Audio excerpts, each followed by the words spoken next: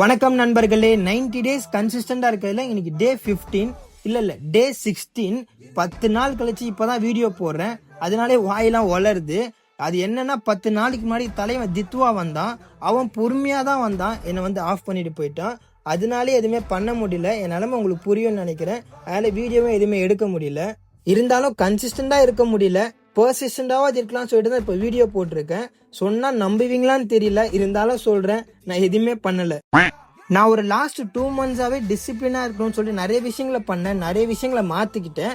ஆனா என்ன, அந்த கடைசி 10 நாள்ல மட்டும் என்னால ப்ராப்பரா இருக்க முடியல. இருந்தாலும் ஒரு சில விஷயங்கள்லாம் எனக்கு பழகினால நான் தானாவே பண்ண ஆரம்பிச்சிட்டேன். என்னால கன்சிஸ்டண்டா இருக்க முடியல, பர்சிஸ்டண்டாவது இருக்க முடியும்னு சொல்லி தான் ஆரம்பிச்சிருக்கேன். பர்சிஸ்டன்ட்னா வேற ஒன்றும் இல்லை. நான் லோவா ஃபீல் பண்ணும் போதும் சரி, என்னால் எதுவுமே பண்ண முடியாதுன்னு நினைச்சப்பவும் சரி, நான் திரும்ப ஆரம்பிக்கணும்னு நினைச்ச மைண்ட் செட்ல திரும்ப ஆரம்பிச்சிருக்கேன். நீங்களும் என்ன மாதிரி ப்ரொடக்டிவா டிசிப்ளினா இருக்கணும்னு நினைச்சீங்கன்னா டே 17 என்னை பார்க்கறதுக்கு ஃபாலோ பண்ணிக்கோங்க.